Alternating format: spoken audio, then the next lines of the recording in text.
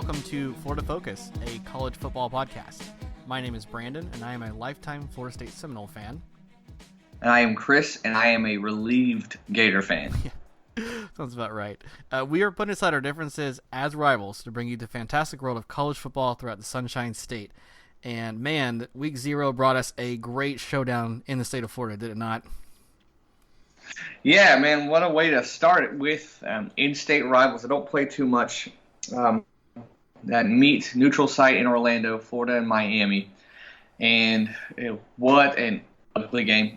That's the only way to describe it. A lot of Gator fans are scratching their head. Now, if you're just a regular college football fan, yes, it was ugly, but it's probably more exciting too. Because it did come down to the end.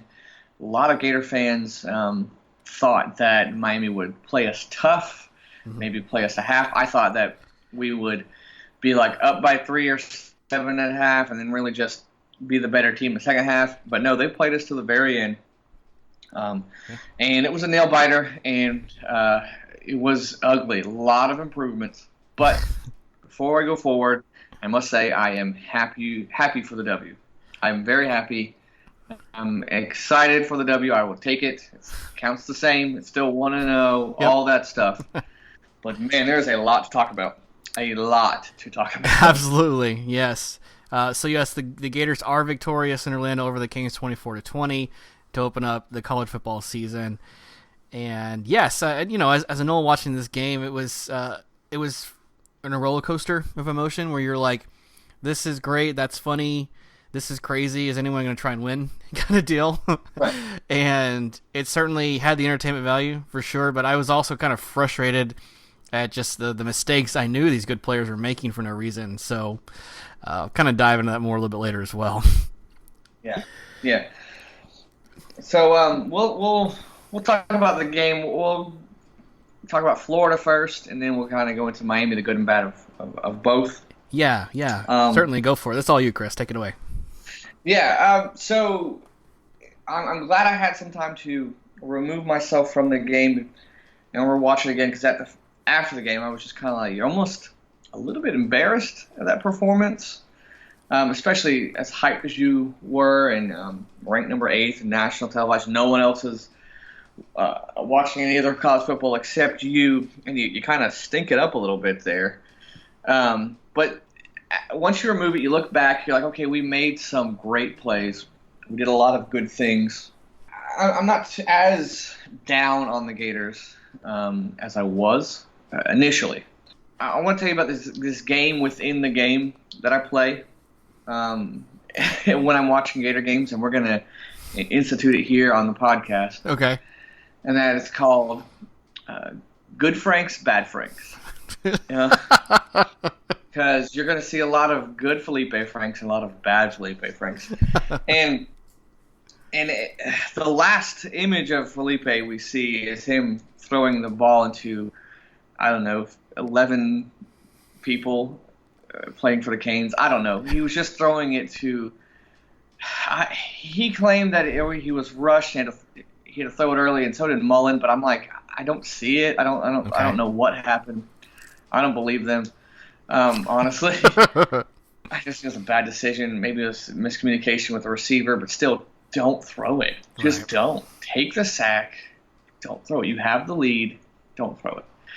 Anyways, so that's the last image we have of him is Bad Franks. But as you watch the game again, you see that he actually did some good things. And things I did like about him, you see that he has a cannon. He can throw the deep ball. Yes. I will give him that. I will give him that all day. He can throw the deep ball. And he was pretty clutch to that deep ball to Hammond. I think it was like 65-yarder or something like that. Yeah, it was beautiful. Yeah, great touch. And he did a great thing where he didn't underthrow him. He led them. I tell my wife, you don't want to, if you're going to miss long, right? So he did that and let his receiver run underneath it. So I liked that about him. And he had some really good moments in the game. That touchdown pass to P. Ryan was a nice touch too. So he did some good things. So I have to remember that he did some really good things. I was surprised that our punter can run that fast. I was really surprised that he ran a fake, I think, a Vandy last year, so we know he has it in him. But Wow. Yeah. he hit that corner, like he turned that corner, and he was outrunning a Miami player that wasn't a lineman. Yeah. Like, It was impressive. he had some speed. I think Spurrier was quoted of saying, in the SEC, even the water boys run a 4.40. Something to that effect. So seeing that punter do that was pretty cool. I do like that we got the ball to Kadarius Toney early. Now I wish that we continued to go to him, but we saw what he can do: get a playmaker the ball, get him in space, and he took it to the house. Made some people miss, and he did what he did. So on offensively, that's kind of like your positives, and we really came out of the game. It was we scored that touchdown, and then we're driving again all the way to their 10, and then this disaster struck. Yeah. But we came out playing pretty good for the most part, except towards the end there. We looked like the better team. We were just like any moment now, and that moment almost never came where we got it clicking. Things I love on the defense are pass rush. Now, I know that their offensive line starting some couple of freshmen, but I love Greenard, the transfer from Louisville, coming off the edge, replacing Polite. Him, Zuniga, and Jeremiah Moon, as well as the guys up the front, too. Mm-hmm. But I really liked the pressure all game. I think it was like 10 or 11 sacks. 10 sacks, you're right. Yeah. I think somewhere around 11, somewhere around 10. But, yeah, at least 10 sacks, which is nuts. That is nuts to record 10 sacks in a game. We'll see. Now, it's a case of, was Miami's line that bad or is our D-line that good? Maybe a bit of both. I'm not really sure. But one thing is that they didn't allow Williams to escape the pocket. And there was always pursuit. If the first guy didn't get him, someone else was coming, which I really liked. And sometimes we got the sacks with blitzing, 5 or 6 people. Sometimes it was just 4, rushing 4, and we just out hustled them. Very curious to see if, I don't know, I don't have the film like the coaches do, how many of those sacks were coverage sacks, Right. Or if it was just him being a freshman, their O-line being bad, or our D-line being that good. So a real bright spot there, especially at the very end there, despite our corners and people shoving people late out of bounds. Our D-line was playing to the last second, and I like that. I really do like that looking forward.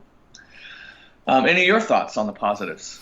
Yeah, so definitely the defensive line getting to the quarterback. And yeah, I agree. I think a good portion of those was the freshman quarterback. I like you said, he probably couldn't cut outside to maybe throw the ball away, or he tried to take off. But you certainly can't undersell how well the defensive line just constantly put pressure. So that was very good. Florida, I think, adjusted really well and really fast. The first drive, Miami was moving the ball.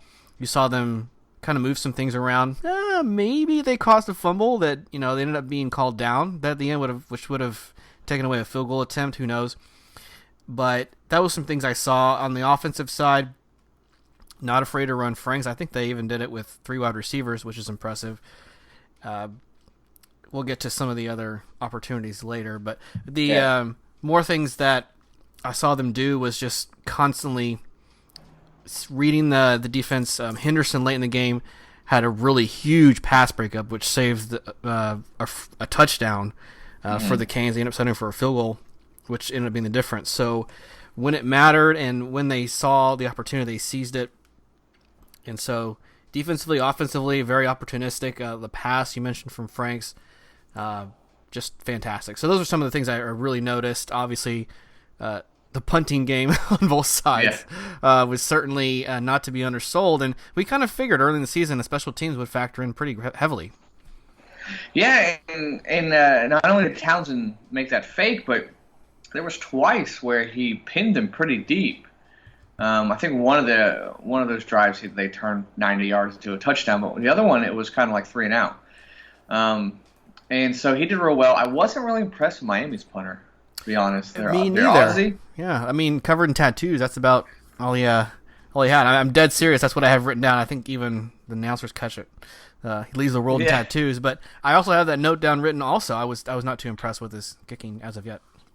Yeah, it was kind of odd, but I do like how McPherson comes in and he knocks his field goals in, and Miami's doesn't, and Miami's fumbles on the special teams. So on the punt return, I should say. So I think we had the edge in special teams there. That's something that's overlooked. Like I think, as bad as some of our tackling was and their tackling was, the penalties and all this, we had the edge in special teams. Yes. And that might have been the difference. You could really point to that. Sure.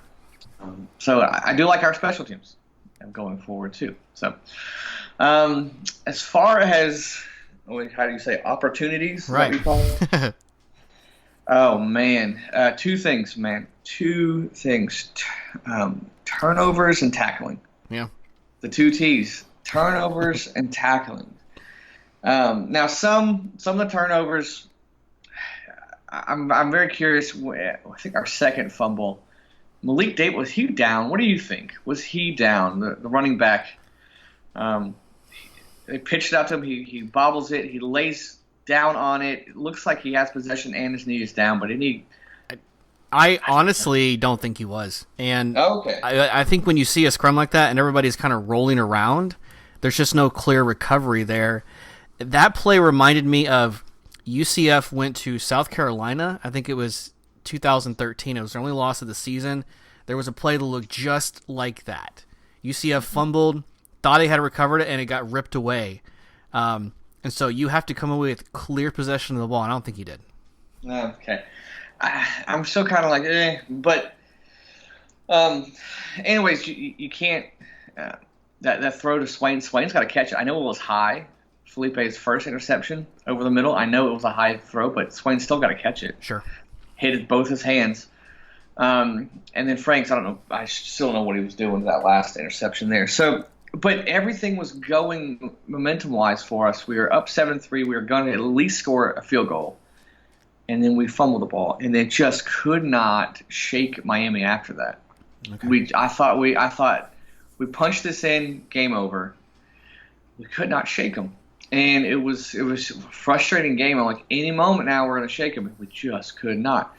So that was super frustrating. But man, those penalties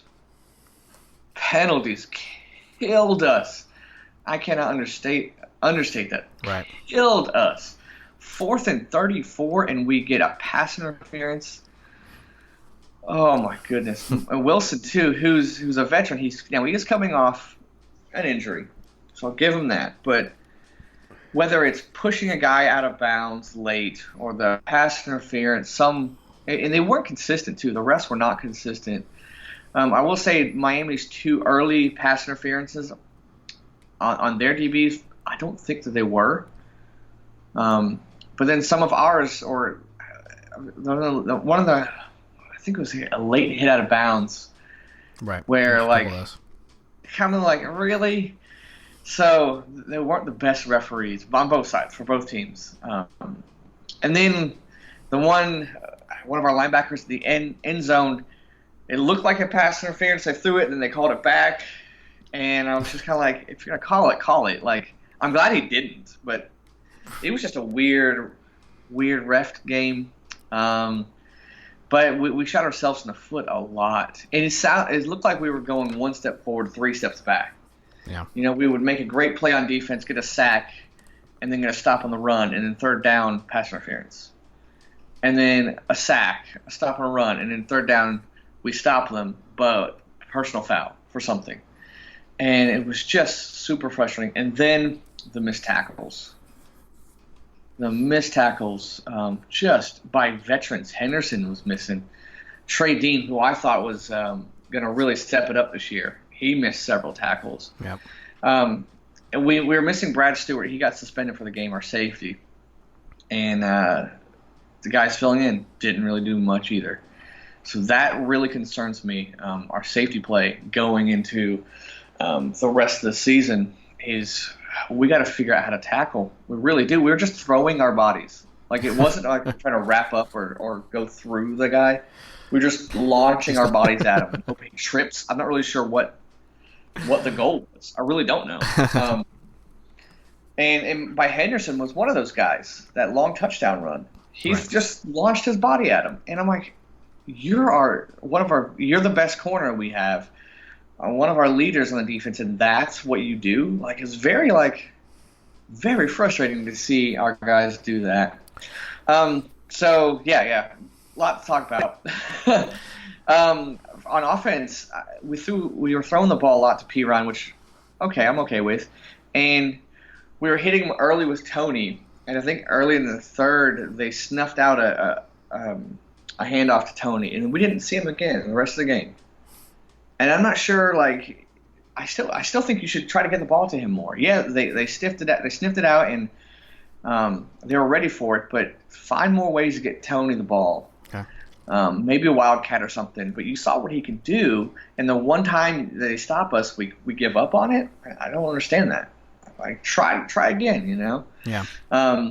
So I really wish that. So I think our O line did okay in pass cover blocking, but run, we really didn't get a consistent running game all game. So we could have worked on that too.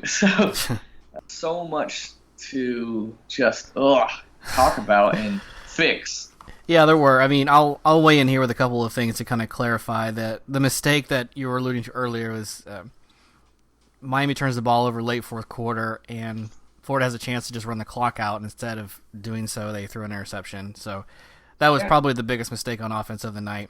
The other thing that kind of stood out was that you had other things that Miami didn't earn the turnovers, in my opinion, and that's uncharacteristic of Florida. You saw the inopportune turnovers with fumbles. You saw Dallas get loose from the Wildcat. The defense couldn't figure out a way to stop that. Somehow let Brevin Jordan score and get lots of passes down the field over the middle. The Gators had to burn a timeout in the first drive of the second half. You know, little things here and there. I think you kind of summed it up with one step forward, two steps back, or three steps, whatever it was. There were certainly some opportunities there, and you know, there's some things to be concerned about. I don't think either team threw bubble screens very well. The short passing game just didn't seem to be there for either team. And I think you summed it up really well, where you're like, okay, one small turnover late kind of just hung around and just kind of clouded over the offense the rest of the game. And the last drive, this game felt like it was never going to end. So I don't know that was really either team's fault necessarily. You mentioned a couple mistakes, which I mostly agree with, but good Lord. Yeah, it was pretty comical. I think that last drive, Miami fumbled 3 times. We didn't recover. The ball hit the ground, I think 6 times that night. We recovered 1 of those. It was just 6 or 7, and we recovered 1. We just could not could not. And then the touchdown catch by their guy, we tipped it, and it goes right to him. That's incredibly lucky. I mean, the linebacker hit it, and it just spun off of. I couldn't believe that. And then we missed a tackle right after that. So and then our interception off Swain goes right to their guy. It was just one of those games where it's like, it's destined for Miami to win. So I was shocked when they didn't a little bit. Well, I thought so until there was, on the last drive, that third down pass to the end zone with, 30 seconds left. Initially, they called it pass interference, and they waved it off. That was, in my opinion, that was a referee saying, there's no way I'm going to let this game be decided by one call. Because if they give a pass interference, it's first and goal at the 2, Miami's going to win. Yeah, right. Oh, absolutely, yeah. That was huge. Like, it was strange because I was like, wait a minute, a call went our way? Something good went our way in this. And it was the right call to say nothing. There was no pass interference there. Yeah. I was at that time, I was frustrated. I was like, might as well, go ahead and give it to him.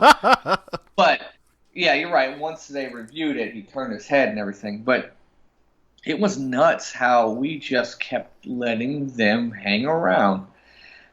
Sometimes it was the ref, and sometimes it was us. But so frustrating. But it's a lot better to work on these mistakes after a W. It is. Right. So I'll take it. Yeah. But as far as Miami goes, if you're a Hurricane or a Hurricane fan, um, you have a lot to look forward to in this season. You've got some playmakers on offense. You obviously the opportunistic defense for sure. Williams isn't as bad as many thought he was going to be. And he wasn't great. He wasn't lights out, but he didn't like cave. Well, I guess he did cave when 4 guys are tackling him. But he didn't like throwing interceptions like bad Franks, So there was a little bit of hope for him. I was expecting to see maybe Martell throw it a little bit instead of just using him to run it. Right. I was expecting fully to throw it out to him and him step back and throw it. I was expecting that the whole game. So I think they could use him if they're smart. Use him a little bit more, and maybe just have him line up as quarterback and run a series. Right. Just to have a team think about it. But you see the potential there for sure, and some key players on their defense are real good quartermen. Obviously, their tight end. What was his name? Brevin Jordan. Yeah, Jordan. New start with a J. He looks pretty good. He can be a matchup nightmare. He was for us for sure. Yeah. One thing I did notice towards the end of the game, they were switching Henderson on him, which I think was smart. Because Trey Dean, which I thought he was going to make a step forward, looked like the same Trey Dean, but still, first game though. So I'm trying to remind myself that. Right. But anyways, for Miami, those are your bright spots. Negatives, you got some tackling issues, just like us, and you have to figure out the O-line. You really do. They were bad. Yep. Especially the tackles. I know they're freshmen, but sometimes it was just like as they were matadors, Just yeah. so that's got to be fixed up. And their special teams. They didn't have a good night. Yeah, that's. I think I'm mostly on board there with the positives. Your tight end, we knew Brevin Jordan would be probably a top 20 tight end in the country anyway, and he kind of proved it with. I know he had at least 1 touchdown, if not 2. So that's good. Williams has some confidence. That's something Perry and other quarterbacks lacked. So that's a good thing to see. But I just don't know how much help he got. Dallas did a lot to carry the load. So Dallas may be a back that gets 1,000, 1,200 yards this year pretty easily. Plus, he can catch passes, as we can see. So that's good. Backs are generally good. Their kicker, he did miss the one late, but that might have also been because he took a really hard hit out of bounds. Yeah. Fake field goal, I don't know. But up to that point, he was 2 of 2. But, right. Yeah, inside of 30 yards, you just can't miss. That's not okay. You're going to deal with some growing pains. Miami had to take a timeout on a punt. That goes in the negative column for me every day. That's unexcusable. Several delay of game penalties, and we tweeted that out. We're like, 2018, you thought Florida State's offensive line killed you with pre-snap penalties. Miami's trying to match that. Got to clean it up. There were a couple of times, this was the most shocking thing to me, Miami's linebackers did get beat, and at least one of them was for a touchdown. I was really shocked that Shaq Quarterman and Pinckney were not in position to make plays in the red zone. Yeah. So that was the biggest thing. Now, that's just not going to happen all season. That's how good they are. So I don't see that a problem going forward, but you got to sit those guys down, and that's one thing Manny Diaz, I'm sure, said first thing as soon as the game was over is like, this is not us, fellas. Yeah, right. Yeah. So those are kind of my thoughts for the Canes. Yeah, there's a lot of positives for them, but there's also a lot of negatives. Playing a team that is, Florida's a better team.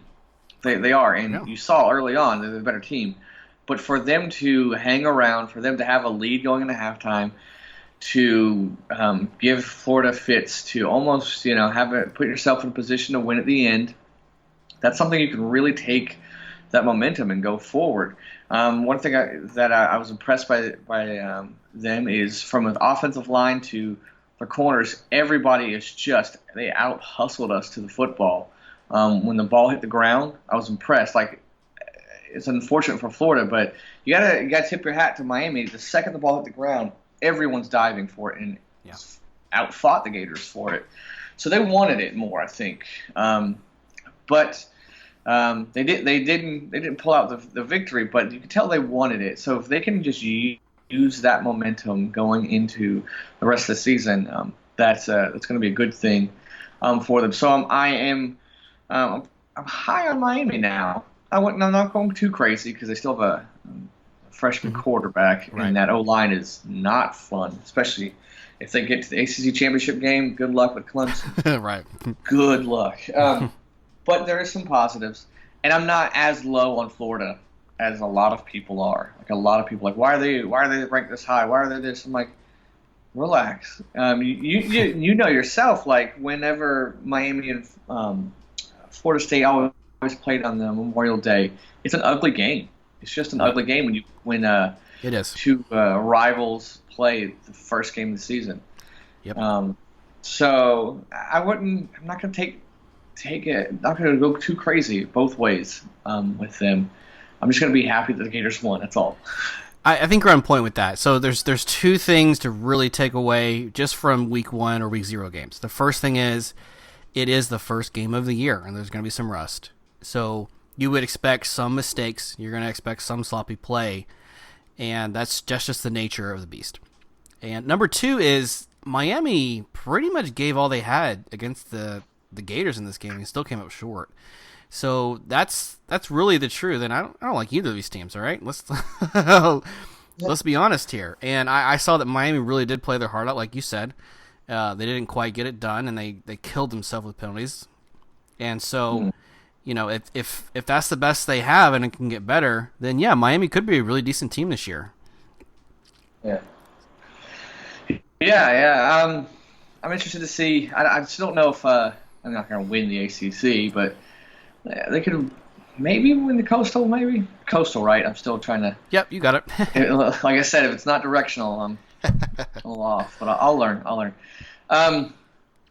So I could see them competing in it now, which I didn't really give them a chance earlier. And I'm not too worried about Florida yet. Not worried yet. But we have 2 weeks to figure it out before our next game. Yes. So. Yes, indeed. That's the good news coming out of this. You get to rest now for a little bit. Right. A little reprieve. Wow. All right. So, yeah, it ended up being an entertaining game, an interesting game for sure. The Gators do come up victorious by 4.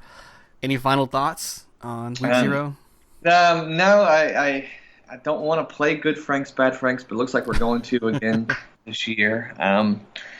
And I'm just happy. Like, I know that you probably heard my voice. I'm super frustrated in a lot of things, but I really am happy that we won, that we beat a rival. We haven't beaten Miami since 2008. I think they've won prior to this. They won like 8 of the last 10 meetings between us. So, especially going into a home and home in a couple of years, it was just nice to get a victory and say, hey, we won, and we have some bragging rights for a few years, Right. Very, very true. And I was able and fortunate enough to go to game day, which is at Disney World. Yeah, tell us about that. That was kind of fun. It was set up very differently. If you're familiar with the layout of the park, you come in, there's a train station, right? Second floor.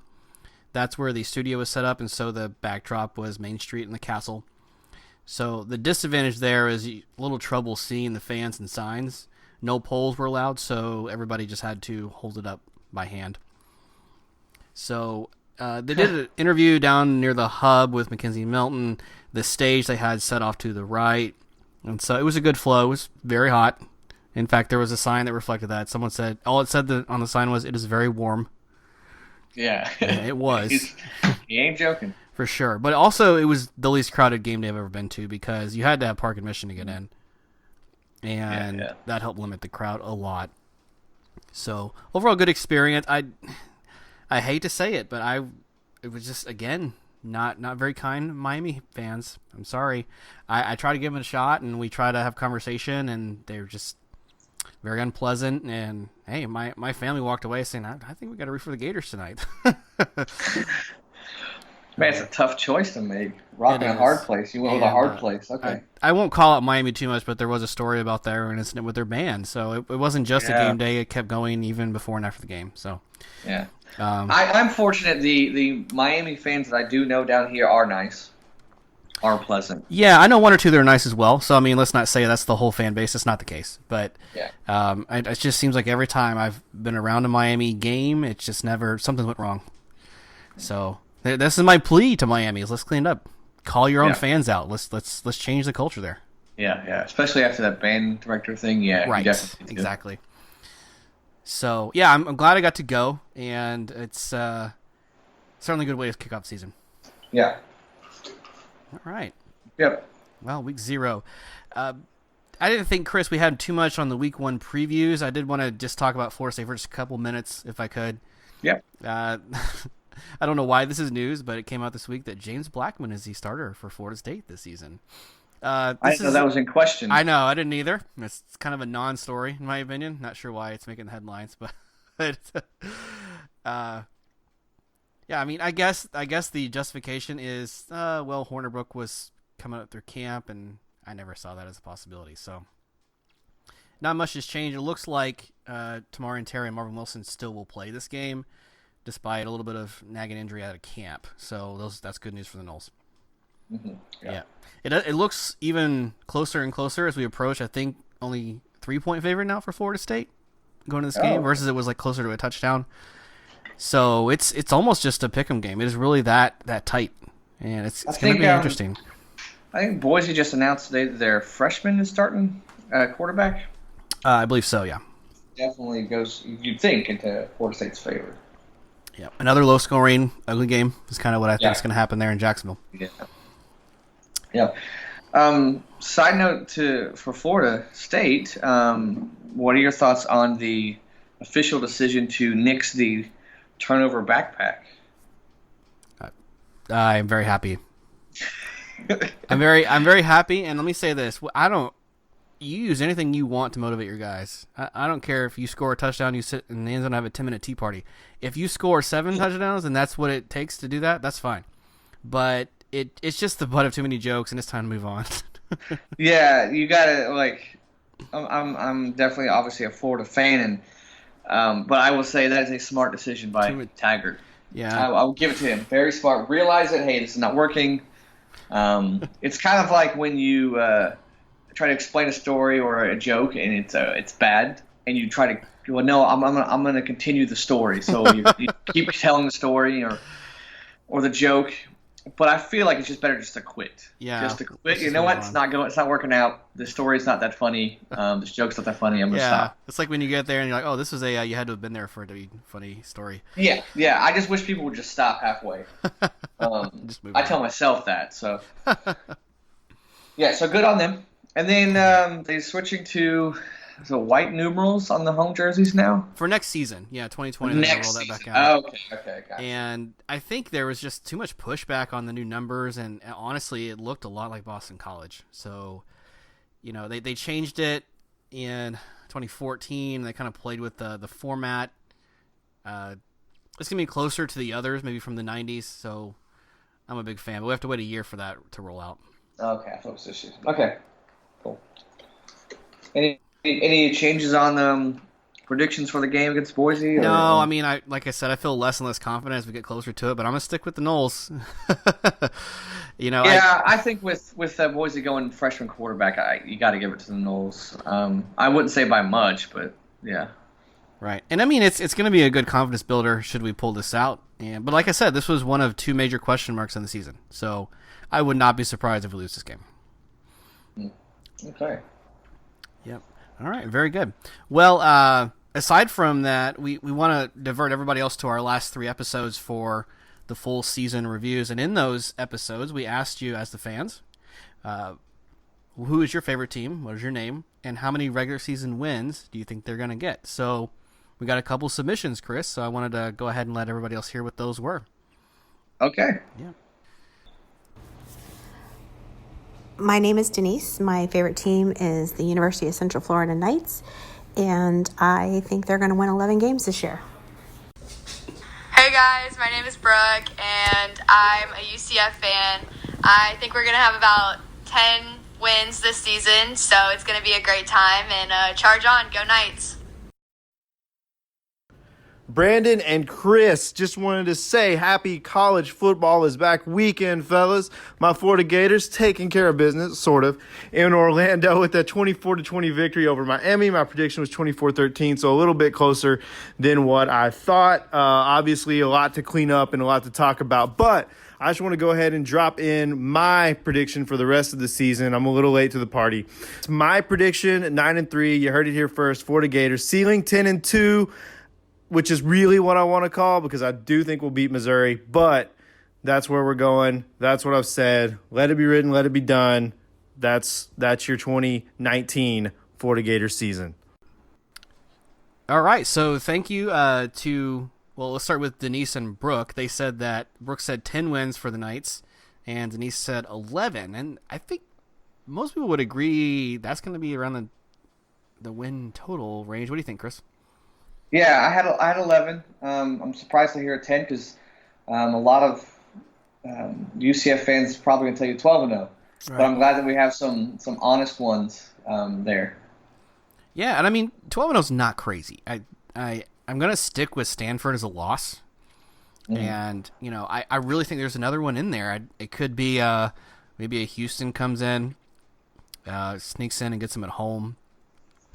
I wanted to say South Florida, but I just laugh if I pick them to beat. I just don't think it's going to happen. And I don't know. I think somewhere the luck runs out. Turnovers, weather. It's hard to say. There's always 1 or 2 games a season. You're just like, I don't know why they're not playing well. Right. So I can't put a finger on necessarily. It's not going to be UConn. UConn's one of the worst teams in the country. But I'm still going to go 10-2 for the Knights. Okay. Yeah. Cool.